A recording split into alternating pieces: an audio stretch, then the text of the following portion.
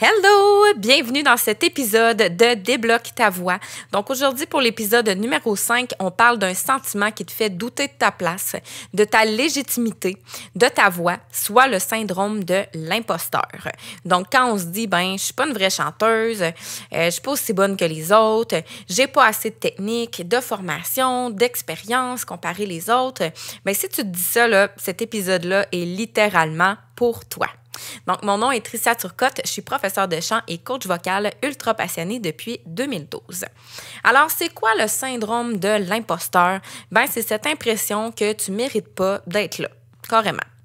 Même si tu chantes bien, même si on te fait des compliments, tu vis toujours dans la peur qu'on découvre que tu n'es pas légitime.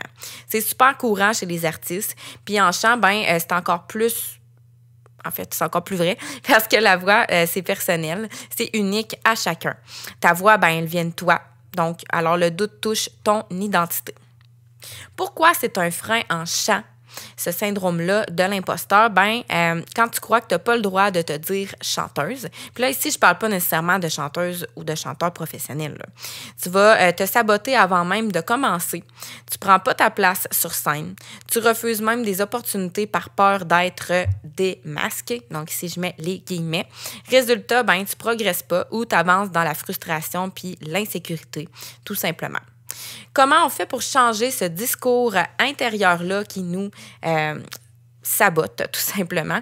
Exercice numéro 1, c'est redéfinir ce que veut dire être une chanteuse, être un chanteur, en fait.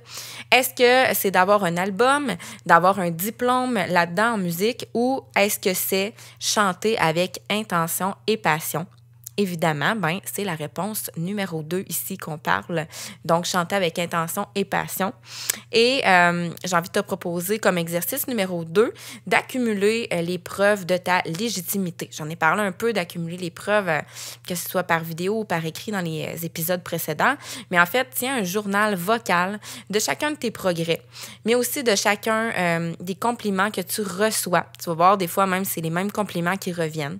Donc, ça fait du bien de lire ça. De savoir qu'on a notre place, nous aussi. Et en fait, note aussi chaque moment où tu t'es senti vrai. Par exemple, si tu as participé à un spectacle et que tu t'es senti bien, tu as été fier de toi, note-le, ça aussi, c'est super important parce que ça va devenir ton antipoison au doute. Et finalement, exercice numéro 3, pratique l'affirmation de ta voix. Qu'est-ce que je veux dire par là? C'est présente-toi comme chanteur, chanteuse, même si c'est inconfortable au début. Parce que c'est déjà arrivé, moi, des gens que j'ai coachés, ils étaient comme gênés de dire qu'ils prenaient des cours de chant ou ils étaient gênés de dire moi je suis un chanteur. Ils se considéraient pas comme ça, ils sont comme moi je chante mais je chante pas si bien, fait que je suis pas un chanteur. Mais oui, tu as le droit de dire ça quand même. On parle pas, comme j'ai dit ici, de chanteur professionnel là. Donc c'est ça, t'as pas besoin de permission extérieure pour être chanteur, chanteuse. Puis même si c'est inconfortable de nommer ça au début, que tu es un chanteur ou une chanteuse, plus tu vas t'autoriser à incarner ce rôle-là, puis plus tu vas l'habiter pleinement aussi. Ta voix, là, c'est déjà assez. Ta passion, c'est déjà une preuve. Donc, relève ta tête, puis fais entendre ta voix avec fierté, s'il te plaît. Partage-moi donc en commentaire, justement, si tu as déjà ressenti ce syndrome de l'imposteur-là, puis dans quel contexte. Est-ce que c'était dans le contexte, par exemple, d'un spectacle, d'un concours de chant, de musique? Puis, si tu veux continuer à avancer dans cette aventure vocale-là avec moi, pense à t'abonner à ma chaîne YouTube et à activer la petite cloche pour ne rien manquer. Donc, on se retrouve très vite pour l'épisode numéro 6 qui, en fait, va être sur la peur d'échouer. Donc, ça risque d'être très intéressant encore une fois.